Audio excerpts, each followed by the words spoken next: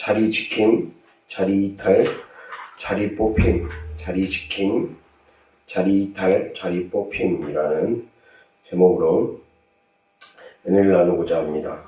귀한 시간 될 수 있기를 바랍니다. 우리가 계속해서 거룩한 시라는 그 관점에서 우리가 말씀을 보고 있었습니다. 즉 하나님이 우리를 지난주를 보면 하나님이 우리를 거룩한 시로 심으셨다는 거예요. 그런데 이제 그 거룩한 시를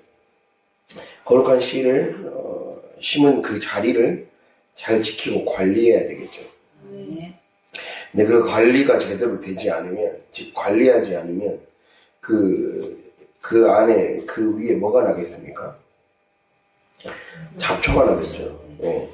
잡초에 의해서 그 자리를 빼앗길 뿐만 아니라 뽑히게 된다는 거예요. 오늘 말씀이 그러한 것을 담고 있습니다. 자리를 지키지 않으면 자리에서 이탈하는 일이 발생하고 결국에는 뽑히게 된다. 자리에서 뽑히게 된다. 그 말씀이죠. 그래서 거룩한 씨로 거룩한 땅에 심겨지고 봉헌되었던 백성들이 원래 심어졌던 자리에서 뽑혀질 위기에 처하게 된 내용을 오늘 말씀이 다루고 있어요. 그래서 우리가 이 비유를 생각해봐도 우리가 그 김 매는 작업이 반드시 필요합니다. 밭을 김 매는 작업. 즉 작물의 생장을 방해하는 이 쓸데없는 풀을 없애버리는 거죠. 그래서 흙을 부드럽게 해주는 일이 바로 김 매는 작업입니다. 즉 잡초를 왜 뽑아야 됩니까? 바로 작물에 공급되는 양분을 빼앗아가기 때문에, 양분을 빼앗아가고 햇빛과 바람을 막아서 생장을 방해시키기 때문에 반드시 수시로 잡초를 뽑아줘야 됩니다. 그래야 제대로 자랄 수 있습니다. 작물이 허약해지고 쉽게 병이 들게 됩니다.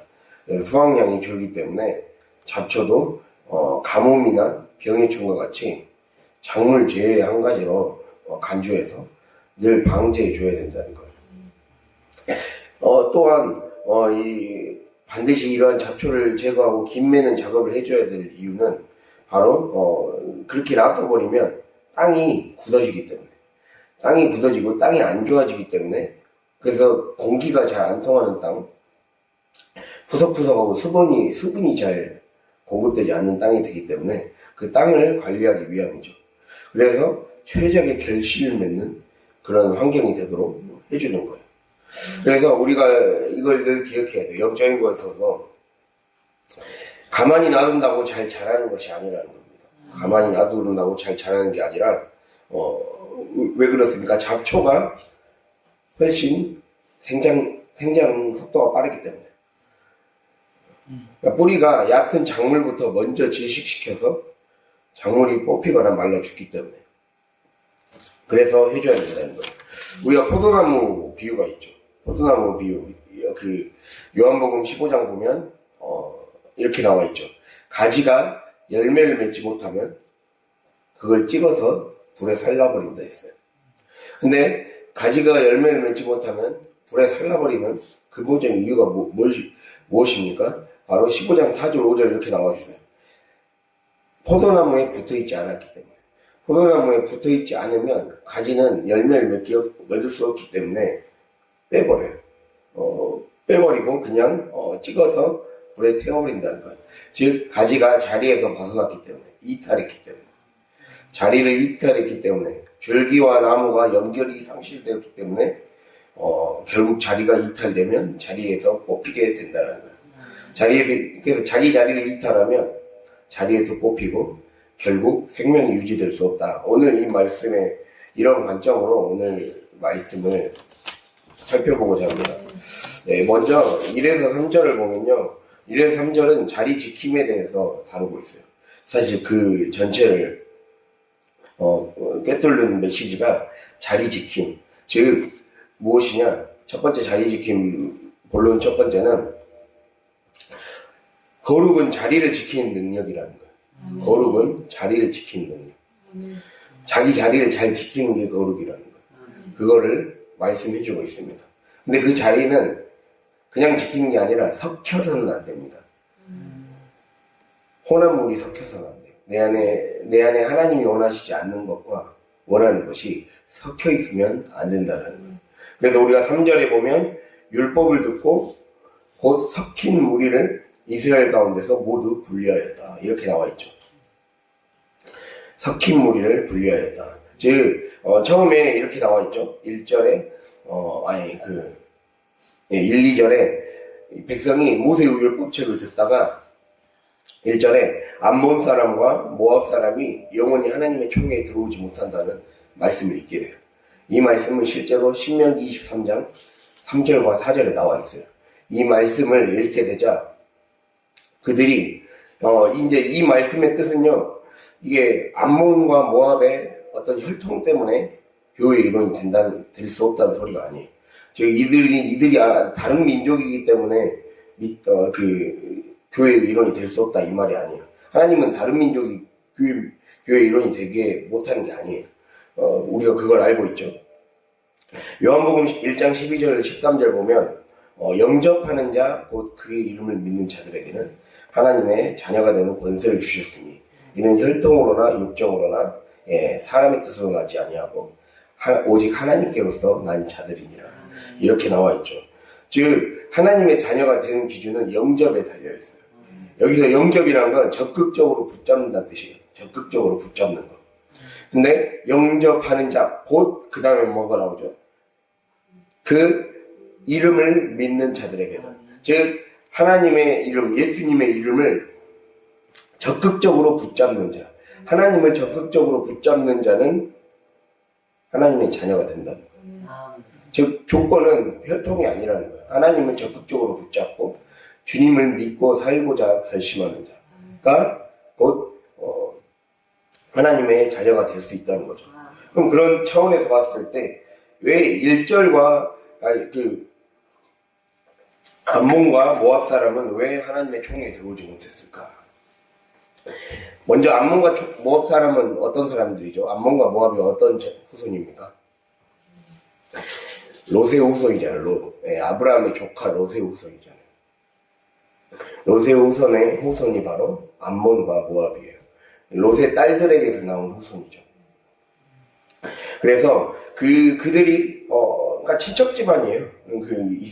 이스라엘의 친척 집안인데 그들이 혈통 때문에 그런 게 아니라 2절 나오죠. 이는 그들이 양식과 물로 이스라엘 자손을 영접하지 아니하고 도리어 발람에게 뇌물을 주어 저주하게 하였습니다. 이스라엘 백성들이 이제 민수기에 나오는 내용입니다. 민수기에 이제 그 광야를 통과하게 해달라고 했어요.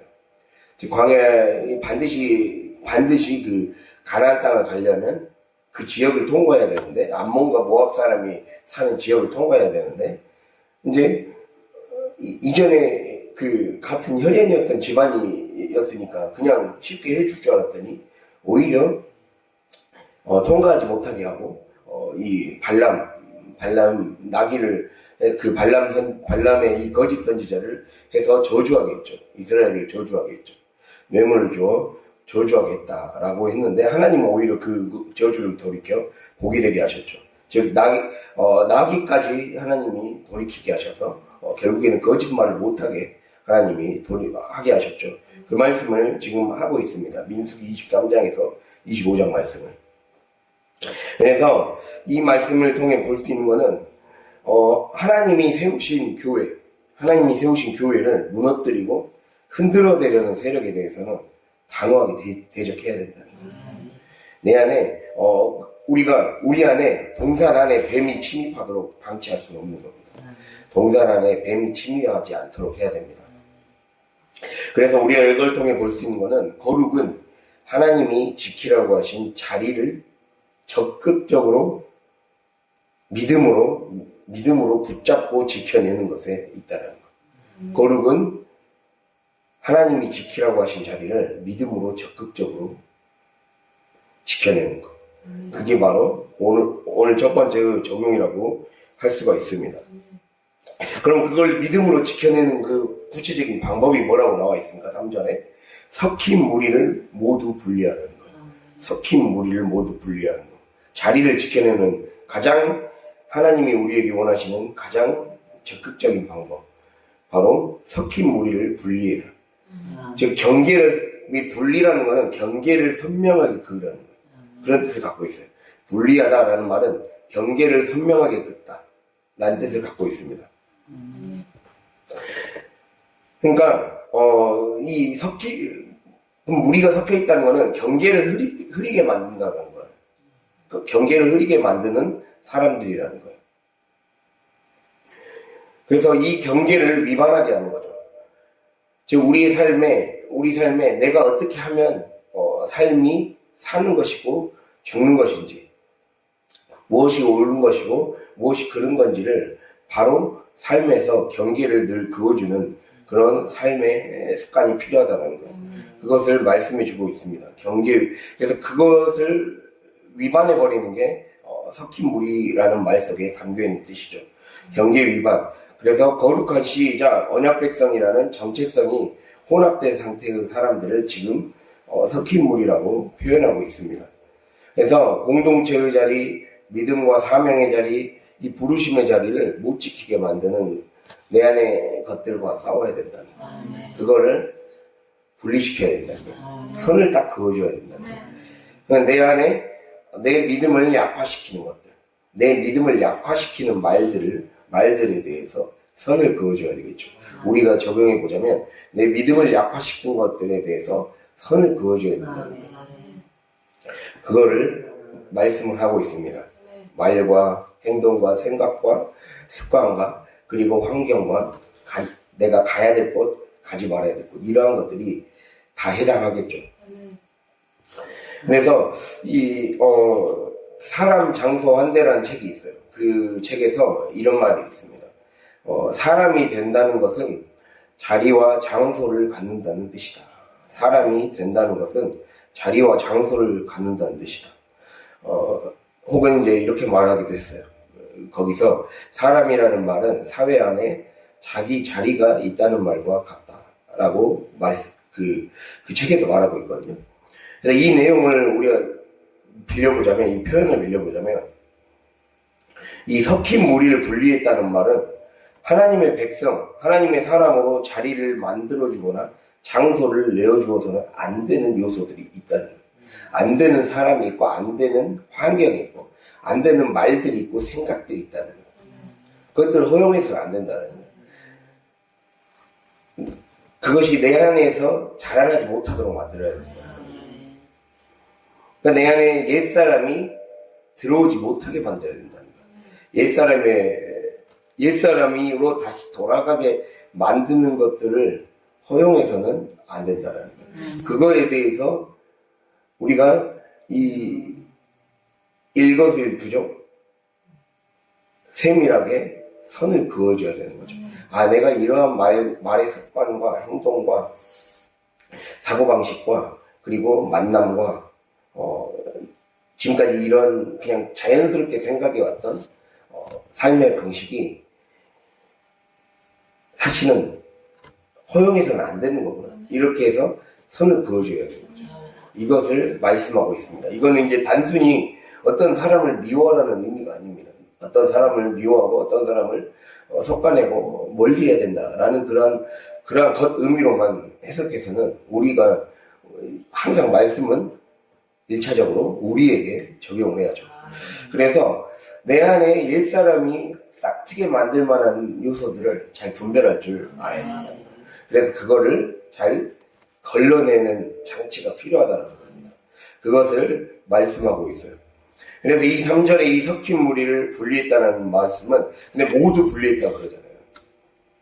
섞인 무리를 모두 분리했다. 모두 분리해야 돼요. 완전히 분리되어져야 돼요. 아까 분리하고 그랬죠. 경계의 선을 선명하게 그어주는 거. 불분명하게 만들면 안 된다는 거.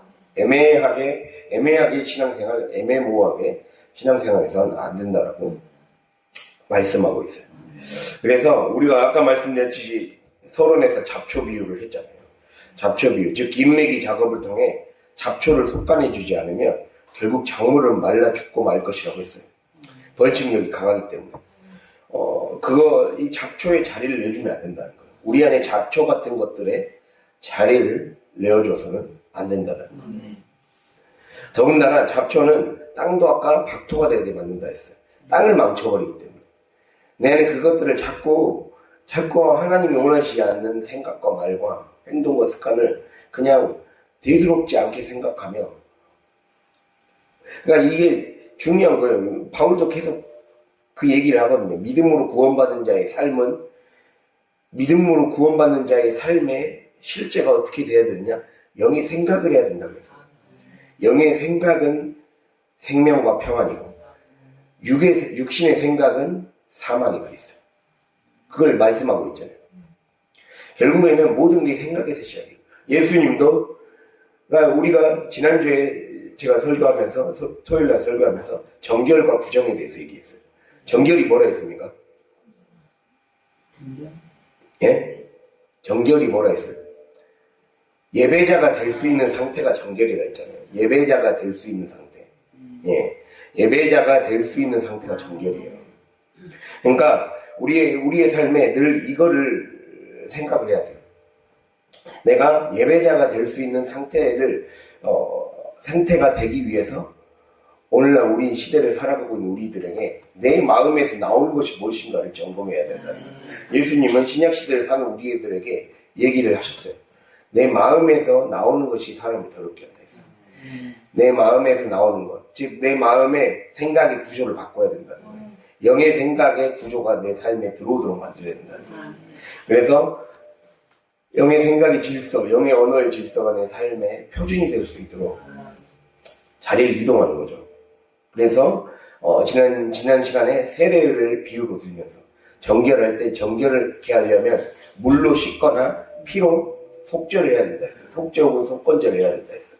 그랬을 때 그 세례는 완전히 내가 물에 옛 사람을 뭐 한다 했어요? 수장시키고 새 사람이 되어 걸어 나온다 했어요. 즉 홍해를 건너는 비유와 똑같은 거예요. 홍해를 건넌다는 건 옛 사람을 이제 수장시키는 거예요. 옛 사람과 애국 군대를 수장시켰잖아요, 거기에. 애국 군대를 수장시켰다는 거는 옛 사람을 수장시켰다는 거예요. 내 안에 우리 안에 그것이 되도록 우리가 반드시 우리 안에 잡초를 솎아내줘야 된다는 겁니다. 그거를 얘기하고 있습니다. 그래서 첫 번째 주제인 1에서 3절을 의미하는 자리 지킴. 거룩은 자리를 지키는 능력이다. 섞여서는 안 된다. 섞이지 않기 위해 우리의 거룩을 관리하고 믿음으로 지켜내자. 믿음으로 지켜내기 위해서는 바로 경계선을 분명하게 선명하게 주어야 된다는 거예요. 늘 우리 안에서 잡초처럼 늘 자라나는 마음의 감정에서 생각에서 나타나는 그 육신의 생각, 그것을 잘 솎아내는 저와 여러분 될 수 있기를 바랍니다. 그리고 이제 4절에서 9절은 자리 이탈에 대해서 다루고 있습니다. 이게 자리 지킴이 꾸준히 이루어지지 않으면 자리 이탈이 일어나는 거예요. 4절에서 9절은요, 이 느헤미야가 자리를 비운 시간이었어요. 여기 보면 이 6절에 그때에는 내가 예루살렘에 있지 아니하였느니라. 바벨론 왕 아닥사스 32년에 내가 왕에게 나아갔다가 며칠 후에 왕에게 말미를 청하고 이제 예루살렘에 이르렀다 했어요. 네, 여기 보면 아닥사스다 32년이라고 써져 있거든요. 근데 처음에 느헤미야가 성벽을 재건하러 왔을 때가 아닥사스다 왕 20년이었어요. 그러니까 성벽을 재건하고 나서 성벽 재건을 52일 만에 완료했다 했잖아요. 그러니까 50일 만에 완료해서 이제 거기에서 그들과 함께 살면서 이제 공동체를 다져나가고 있었어요. 그러다가 이제 업무 보고를 위해서 간 거예요. 이제 그 일들이 어떻게 이루어지는지 이제 다시 페르시아 제국으로 다시 가서 보고를 하러 간 거예요. 그 간 1년여 동안 완전히 무너져 버린 거예요. 그들이 우리 도비야 많이 나왔었죠. 산발랏과 도비야 나왔을 때 산발랏은 떠나갔지만 도비야는 여러 귀족 세력들과 유다의 귀족 세력들과 혈연적으로나 친족적으로 그리고 경제적으로 결탁에 있었다 했잖아요. 그러니까 그들이 이제 다시 또 도비야가 기웃기웃거리기 시작하는 거예요. 기웃기웃거리면서 이게 해서는 안 될 행동을 하고 말았습니다. 거기에 뭐가 나오죠? 하나님의 전에 방을 맡은 제사장 엘리야십이 도비아와 연락이 있었다. 도비아와 늘 가까이 지냈다라는 거예요. 가까이 지내서 안 될 사람하고 가까이 지냈다라는 것을 말하고 있어요. 근데 그를 위해서 한 큰 방을 만들었대요. 근데 그 뭐라 써 있습니까? 그 방이 왜 이 방을 내주는 게 문제가 됐는지를 보여주고 있어요. 소재물과 같이 읽겠습니다. 소재물과 유향과 5절 소재물과 유향과 그릇과 또 레위 사람들과 노래하는 자들과 문지기들에게 11조로 주는 곡물과 새 포도주와 기름과 또 제사장들에게 주는 거제물을 두는 곳이라. 아멘. 예, 큰 방의 원래 용도가 뭐라는 거예요? 예배 드리는데 필요한 곳이에요. 예배 드리는데 어떻게 성전의 방을 내어줍니까? 성전의 방을 내어주는 게 이게 심각한 거예요. 전혀 심각한 걸로 안 느껴집니까? 성전의 방은요, 예배의 혈관이에요, 혈관. 혈관을, 피를 거기 사람들에게 마귀에게 내준 거예요. 안 믿는 사람에게 왜 성전 방을 내줘요? 그렇죠? 네. 예배가 유지되고 드려지는데 필수적인 것들을 대적자들이 좌지우지하라고 내준 거예요. 예배의 주도권을 그 사람들한테 내줬다는 소리예요. 그 방을, 예배의 모든 걸 집전할 수 있는 주관이 되는 것을 도비아한테 줬다는 거예요. 도비아한테 너 제사장같이 행해라라는 거예요. 그럼 이렇게 말하니까 되겠죠? 도비아한테 목사님같이 행하라는 이 말이에요. 이거 얼마나 심각한 겁니까? 이거를 내줬다는 거예요. 그래서 하나님을 믿지 않는 사람들에게 이걸 내주는 거랑 똑같은 거예요. 그것을 말씀하고 있습니다. 그래서 이 예배를 위해 쓰여져야 할 거룩한 공간에 부정한 존재가 들어와 살고 있었다는 거예요. 즉 내 마음의 성전에서 나는 하나님 외에 다른 대상에게 큰 방을 내주진 않았는가. 이거를 돌아봐야 된다는 거예요. 이 성전에 여러 가지 방들이 있어요. 그거는 하나님 나라의 이 예수 그리스도의 피, 혈관에 해당해요. 혈관. 혈관에 어떻게 다른 것을 수여를 합니까? 예. 어떻게 함부로 하나님의 성물을 만지게 할 수 있습니까? 그거는 말이 안 되는 거예요. 그거를 지금 말씀하고 있어요. 그런 분별력 없이 엘리야십 대제사장이 행했다는 거예요. 본인이 제사장이면서 그 예배의 권한을 그 사람한테 넘겨줘 버린 거예요. 얼마나 심각한 일입니까? 이단한테 설교하라고 한 거예요. 제가 딱 어제 그 뉴스가 생각나더라고요. 지금 세계력교회. 예. 통일교 옹호했던 사실상 통일교와 다름없는 목사한테 설교 강단을 내줬다는 걸 듣고 참 이 정도로까지 타락해버렸나. 진짜 어떻게 하는 한국교회가 이 정도로까지 어떻게 이단한테 설교 자리를 내줄 수가 있나. 그걸 듣고 이게 딱 이 말씀하고 똑같더라고요. 딱 보면서 너무 어이가 없었어요. 그 뉴스 기사를 보고 이럴 수가 있는 거예요. 이게 우리가 분별력을 잃어버리면 아무한테나 마음의 자리를 내줄 수가 있는 거예요. 그거를 얘기하고 있어요. 그러니까 내 예배를 무너뜨리게 만들지 말라는 거예요. 그러니까 자리 지킴이 계속 되지 않으면 점점 잡초가 더 커져서 잡초가 주인이 돼버린다는 거예요. 잡초가 주인이 돼버린다. 내가 매일매일 내 삶의 자리를 지키지 않으면, 자리를 관리하지 않으면 잡초가 그 자리를 뺏어서 지키게 돼 있어요. 잡초가 그 자리를 장악해서 자기네들이 주인 행세하게 돼 있어요. 그걸 늘 기억해야 돼요. 우리가 내 자신을 관리하지 않으면 7 귀신이 들어와서 귀신이 내 삶의 주인 행세하는 거예요. 그래서 내 생각을 마음대로 망가뜨리고 인생을 망가뜨리고 집안을 망가뜨리는 거죠. 그것을 늘 생각해야 되는 겁니다. 그래서 이거는 이 마음을 놔버리면 완전히, 그래서 마음을 놔버리면 안 되는 거예요. 그래서 방 하나로 인해 성전 전체 질서가 무너진 거예요. 이 방 하나를 무너지자, 그래서 이제 이 느헤미야가 돌아오고 나서 7절에 예루살렘에 이르러서야 엘리야십이 도비야를 위하여 하나님의 전뜰에 방을 만든 악한 일을 안지라. 내가 심히 근심하여 도비야의 세간을 그 방 밖으로 다 내어 던지고 명령하여 그 방을 정결하게 하고 하나님의 전의 그릇과 소재물과 유향을 다시 그리로 들여놓았느니라. 이렇게 말씀하죠. 다시 그리로 들여놓았느니라.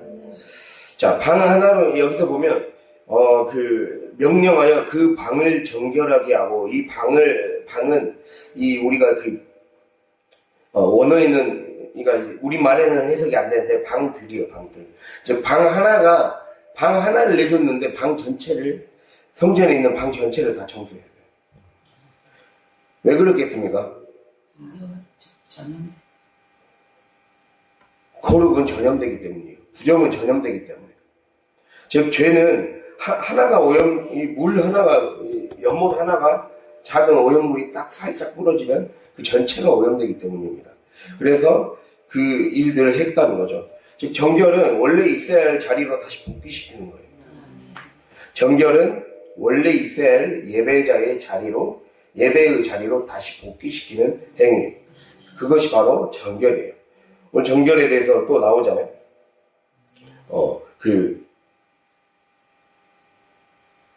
명령하여 그 방을 정결하게 했다. 그래서 정결은 원래 있어야 할 자리로 다시 복귀시키는 행위라는 겁니다. 제자리로 돌려내야 돼. 그래서 이왕하면 하려면 좀 크게 합시다. 네. 거룩은 자리를 지키는 예술이에요.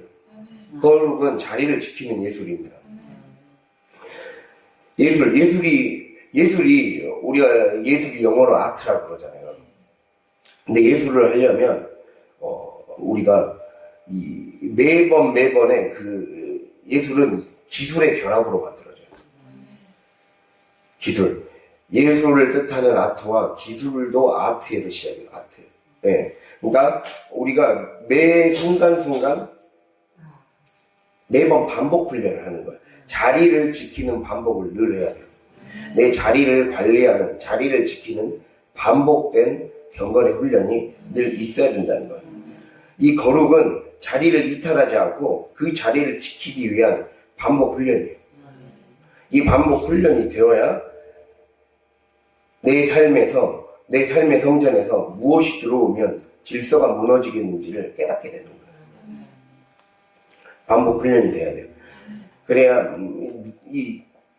깨끗하게 자신을 관리해야 더러운 것이 제대로 분별이 되죠. 그러한 삶이 우리 삶이 될 수 있기를 바랍니다. 그래서 반대로 타락은 자리를 이탈하는 거예요. 자리를 이탈하지 않도록 우리가 힘써야 됩니다. 자리 이탈. 타락은 자리를 이탈하는 선택이다. 그래서 두 번째 본론 2의 주제는 자리 이탈. 타락은 자리를 이탈하는 선택이다. 자리를 이탈하면 뭐가 되겠어요? 예배 질서가 붕괴된다. 네, 타락은 자리를 이탈하는 선택이며 자리를 이탈하면 예배 질서가 붕괴된다는 거예요. 그래서 나의 자리를 벗어나지 말라는 거예요. 나의 자리를 벗어나지 말자. 이거 아멘 크게 하자고요. 네, 예배는 적극적으로 참여해야 됩니다. 네. 자리를 이탈하는 선택이라는 거예요. 그래서 원래 나는 얼마나 내가 자리를 지키지 못함으로, 내 자리를 관리하지 못함으로, 내가 있어야 될 자리에서 이탈되어 버린 것들이 얼마나 있었는가. 그거를 잘 돌아볼 수 있길 바랍니다. 그리고 마지막으로 본론 3, 10에서 14절은 자리 뽑힘에 대한 겁니다. 자리 이탈의 결과는 자리 뽑힘이 돼요. 즉, 자리에서 이탈되면, 그 결과 사명에서 이탈하게 되고, 사명의 자리에서 뽑히게 돼요. 이게 영적인 원리입니다. 제가 이제 예전에 석사 논문 쓸 때, 에스겔과 레위기 공부를 하면서, 유명한 학자의 글을 읽은 적이 있어요. 거기에서, 우리가 죄로 인해 자기 자리를 자꾸 경계를 위반하고, 지금 계속 그 얘기 하는 거거든요. 이 말씀이 우리가 삶에서 경계선을 분명히 긋지 않고, 그 경계를 그냥 흐릿하게 만들어서 경계를 위반해버리고, 그래서 자기 자리를 지키지 않고, 넘어가버리고 이탈해버리면, 이것이 자꾸 발생해버리면 왜 문제가 되겠습니까? 그것은 바로 그 자리마저도 위협당해서 자리에서 뽑혀버리기 때문이에요. 우리가 이 예를 그 학자가 어디서 드냐면, 우리가 그걸 생각해 볼 수 있어요. 우리가 예전에 코로나 바이러스에 걸렸잖아요. 코로나 바이러스가 한창 심했잖아요. 근데 여러분 그 코로나 바이러스의 근본적인 원인이 뭔지 아십니까? 그게 바로 이 동물이 박쥐나 그런 생물들이 원래 있어야 될 그 공간을 침범당했기 때문이에요. 인간이 살아가야 될 인간계와 자연 동물들이 살아야 할 동물의 경계가 딱 분명히 그어져 있었어요. 하나님은 딱 그렇게 해놨어요.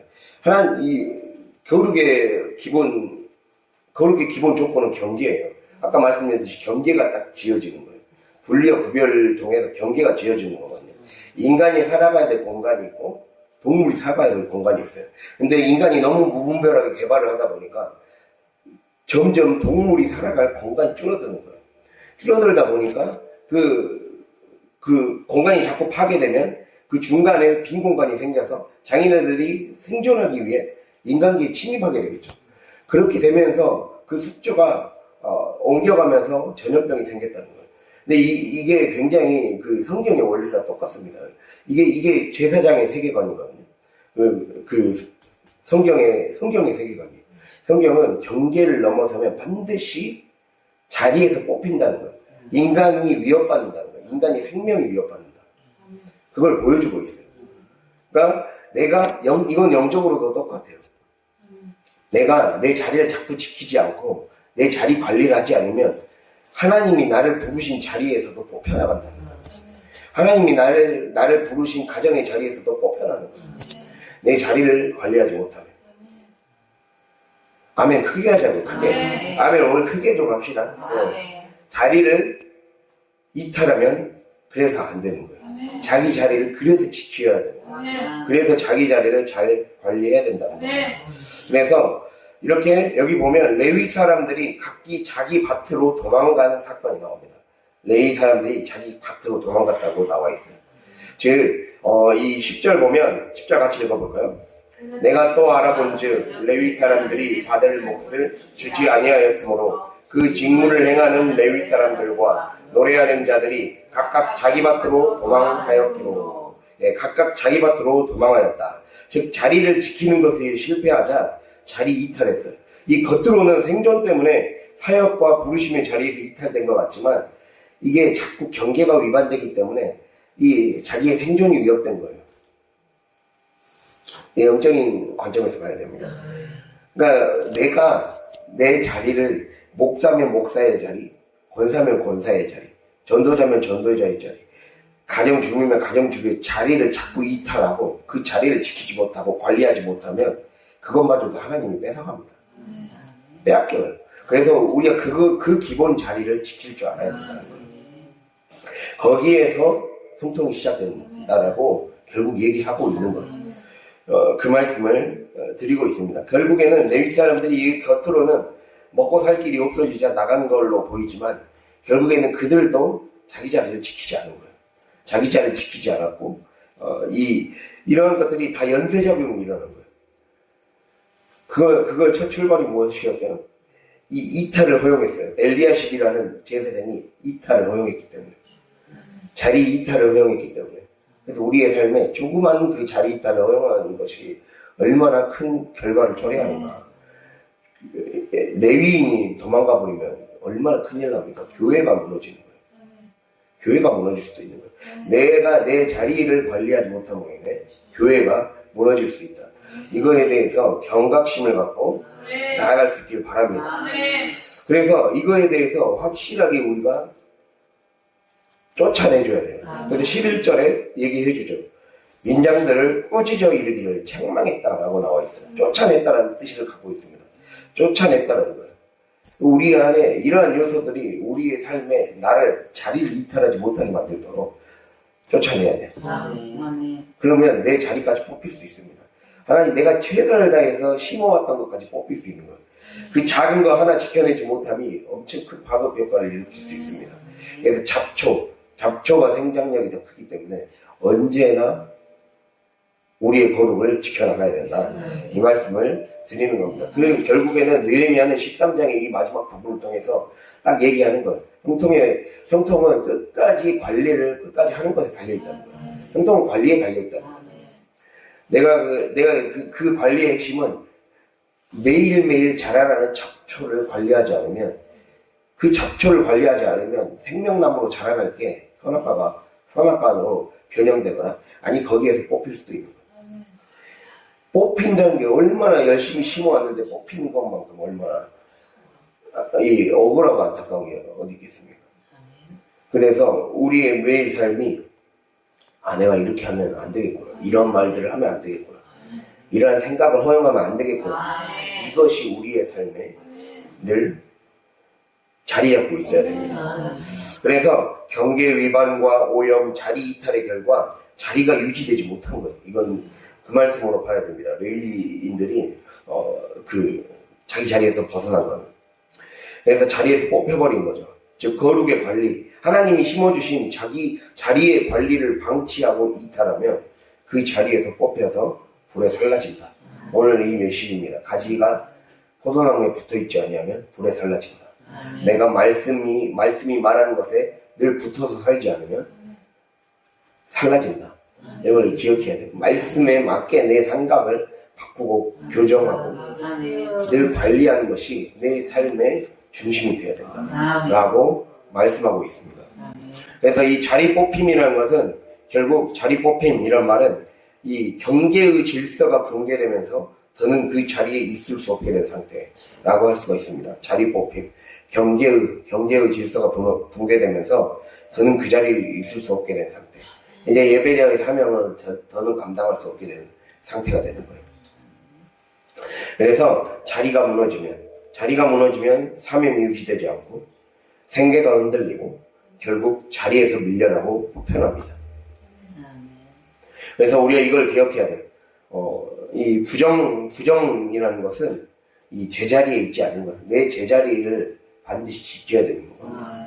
내가 제자리에 있는가, 내가 제자리를 잘 지키고 있는가, 항상 그것을 기억하길 바랍니다. 예, 내 위치를 잘 잡아야 돼. 우리 여기서 보면 도비아가 세간을 밖으로 다 내어 던지고 다시 구절에 하나님의 전에 그릇과 소재물과 유향을 다시 그리로 들여놓았느니라고 했어요.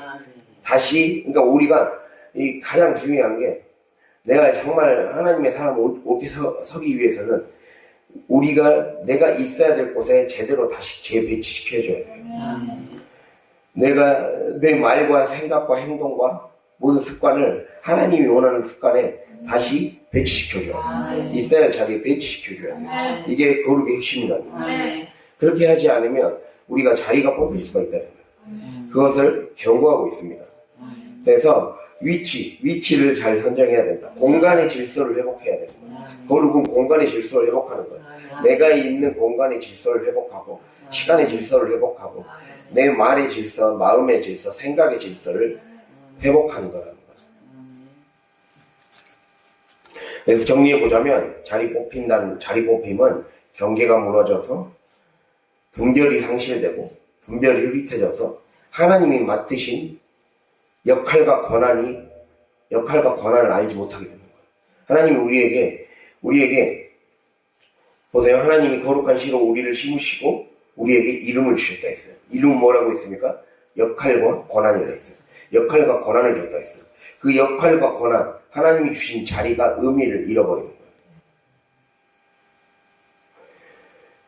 그렇게 되면 자기 자리를 잃어버리는 겁니다. 내 역할과 권한, 나에게 주신 이 권한이 뭐라 했습니까? 권한이 뭐라 했어요? 권세와 권리라 했잖아요. 권세와 권리. 예. 그것이 우리의 삶에서 자리를 잃어버리는 거예요. 의미를 잃어버리는 거예요. 내가 내 자리를, 내 경계를 분명하게 그어줘야 돼요. 넘어가서는 안 될 생각들, 넘어가서는 안 될 행동들, 옛사람의 영역으로 더 이상 넘어가지 않아야 됩니다.